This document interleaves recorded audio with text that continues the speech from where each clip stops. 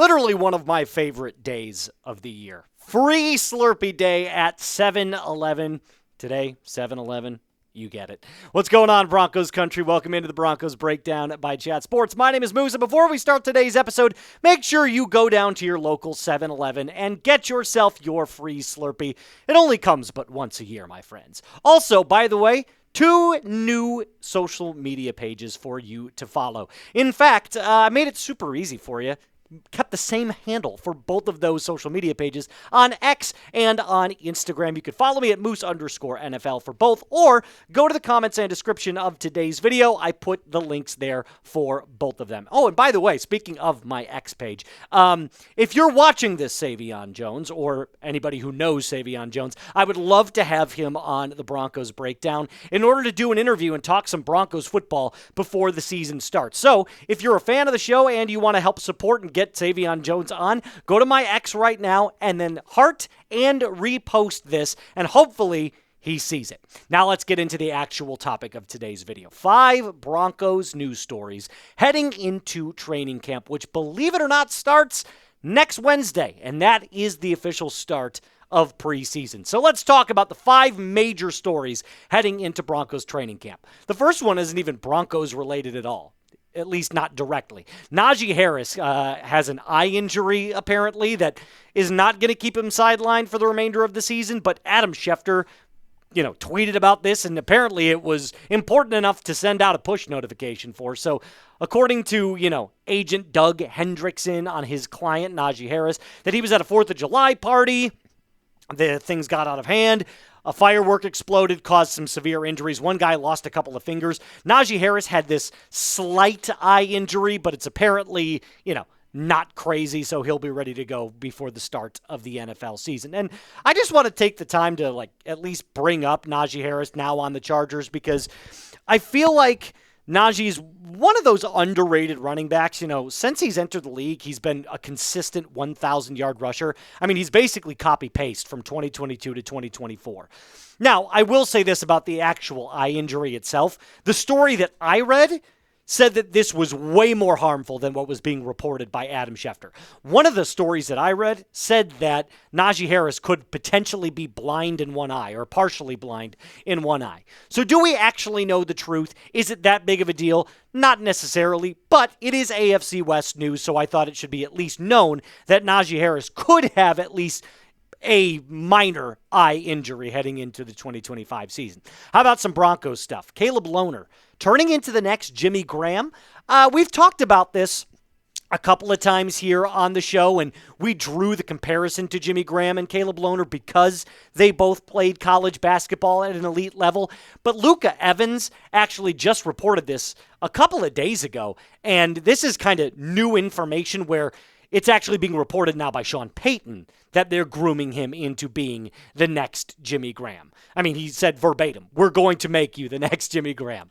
So going back to their time at college, this is the combination of their basketball stats and their football stats. Now, obviously, Jimmy Graham was a much better college football player at the U than Caleb Lohner was at Utah. But I think it should be at least worth noting that all 4 of Caleb Lohner's catches for 54 yards were touchdowns. So that's pretty interesting to note. He's got tremendous upside. That freakish athleticism is on full display at all times. There's got to be some refinement, no doubt, but, there's a long way to go, right? But it's a 7th-round pick, guys. If Caleb Lohner can even be what half of Jimmy Graham was, it's a home run. A 7th-round pick for a guy who has freakish athleticism like him, and he's 6'7". That's why the more and more I think about that pick in the 7th round, the more and more I like it. Because at worst, he ends up not, panning out and can't ever adapt to the speed or the athleticism of the NFL game and just doesn't refine his skills. And then at worst, you only lose a 7th-round pick. At best, he could be a Hall of Famer if we're going by the Jimmy Graham, style of play or Jimmy Graham comp. So I think there's a long way to go, but this has got to be really exciting for Broncos fans, considering Evan Ingram's only on a 2-year deal. So what's your confidence level in Mr. Caleb Lohner? 1 through 10. Right now, I'd say it's about a 4. And that's because, the football skill definitely needs to be worked and groomed and developed. But based off of what I've seen so far in OTAs and in minicamp, my hopes are high. Take 2 on that. All right, number 3. Nick Bonito and Jonathan Cooper getting some very high praise from an NFL source. I thought about making this a video all on its own, but the more and more I read about it, there wasn't too much outside of this one quote that I found from Bleacher Report. And here's what it said. These two are some of the most consistent edge rushers in the NFL last year. The 2022 second-round pick finished the regular season tied for 18th with 57 pressures, and the 2021 seventh-rounder was 13th with 61 pressures, according to Pro Football Focus. Granted, this duo has the least amount of combined sacks, within the top 5 in this list that they made, yet it was listed as the number 1 pair. That's because they also have the least amount of experience and the most room for growth, as their potential moving forward is through the roof. So, in case you missed it, Cooper and Bonito both ranked number 1, according to Bleacher Report, as the number 1 edge rushing duo in the entire NFL. Now, we could go back and forth about if that's, an objective standpoint or a subjective standpoint. Either way, you have to have them within the top 3, in my opinion, because last year they were unbelievable together. I mean, both of them had, just electric blow-up seasons, which I want to see going forward in 2025, especially from Nick Bonito. But I thought it would be unfair to just kind of mention the fact that they were ranked number 1 and not give you guys some projections. So what are Cooper's projections in 2025, according to Moose? 64 tackles, 12.5 tackles for loss. I think he dips down a little bit with 9 sacks, but I also think that's because Nick Bonito is going to end up having such a standout season in 2025. So Nick Bonito's, projections, 59 tackles, 18.5 tackles for loss, 15 sacks, and 29 pressures. If you want to move that along, Mr. Producer Alper, for Nick Bonito. There we go. I feel like this is probably right around the area that you're looking for Nick Bonito, especially considering he's coming up on a contract year himself. So one of those, it could go either way, but if I were to bet on Nick Bonito and what he showed last year, this is clearly the direction I think that he is trending in, which, of course, would be one of the best in the NFL. Now, I'm going to get to my other 2 projections here in just a second. But in case you were noticing, sporting some fresh Broncos gear today, and this is exactly what it looks like. So obviously a little bit different in the actual color that you're looking at, a little bit lighter on in the sleeves here. But this Broncos hoodie is still 40% off. That's what I got it for. And obviously, super comfortable, lightweight, nice stretchy fabric. Look at this. It's got breathable stuff.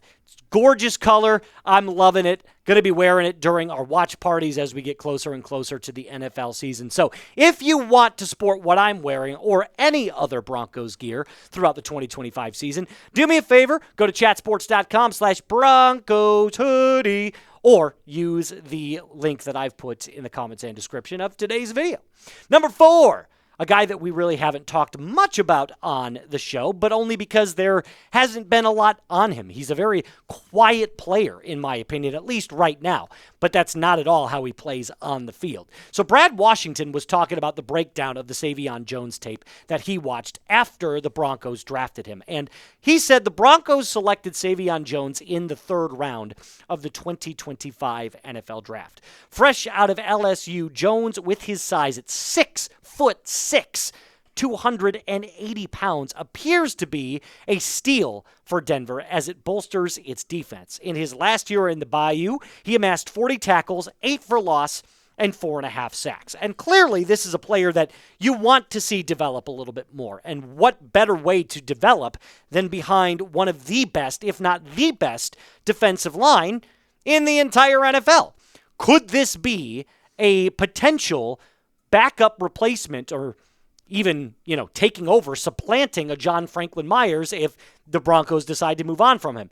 I think the answer is yes. He's a violent defender, super high motor with a massive frame, power for his position. Now, the concern lies in his refinement and his technique in the game. So, by all accounts, this is a player with extremely raw power, aggression, and athleticism. He just needs a little bit of refinement on his technique. And once that happens, look out, because that massive frame is going to bully opposing offensive lines. Brad Baldinger was the one that kind of broke down the tape, and he said this in a tweet. I can't show the video because of copyright reasons, but he basically said that Sai'vion Jones looks like he's going to be a factor in the NFL, the size and production of a player who plays the game the right way, and then went on to talk about, what he sees from a film standpoint of Sai'vion Jones. And I think that there is a lot of stuff to like in his game. And year one, it could be the perfect opportunity to just sit back and learn from the very best who do it. John Franklin Myers, DJ Jones, Zach Allen, and the like. So, before I get into my final news story of the day and for the weekend as we're heading into Saturday, did you like the Broncos rookie class? And if you did, tap that thumbs up button. Helps out the channel, and, it's free. Final story. Bo joining the record books. And this one, I feel like, has the most opportunity to happen this particular year. Take two. A to Z Sports, recently predicted that Bo Nix is going to eclipse 4,000 passing yards this upcoming season. And I went on earlier and I gave my projections, and I said, yep, I feel like that's a very fair assessment. But I think they also go on to say that joining that 4,000-yard passing club would be joining some elite talent. The greatest Bronco of all time, John Elway, Peyton Manning, Jay Cutler, and Jake Plummer all did it in a Broncos uniform. And I don't care what you say, Jay Cutler, from a pure talent perspective to play the quarterback position, was one of the best the NFL had ever seen. He just had an awful work ethic. He just, got by on his talent and talent alone. Massive cannon for an arm. But going back to what Bo did in 2024, I think Bo plays the game the right way. He plays on script, he plays on time, and when he absolutely needs to get out of the pocket and make things work with his legs, he can do it. And he did it at a far better rate than I think anybody would have given him credit for heading into the 2024 season.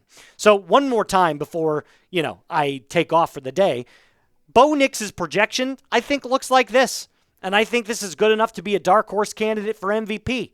67% completion percentage, 4,023 passing yards, 33 passing touchdowns, and 9 picks. And that's just through the air. I didn't even talk about what he's going to do on the ground, but that might be a different video for a different day.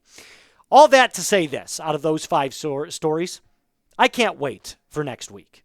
Cannot wait for Broncos training camp, which starts on Wednesday. And remember, we're going to have a video for you every single day breaking down every single bit of news going on at Broncos training camp. One more time before I take off, follow me if you want, trying to get Sai'vion Jones or any of the Broncos rookies really on the show to talk a little bit of Broncos football. So make sure you follow me at Moose_NFL. It'll be in the comments and description of today's video. Thanks for joining me today. As always, be cool.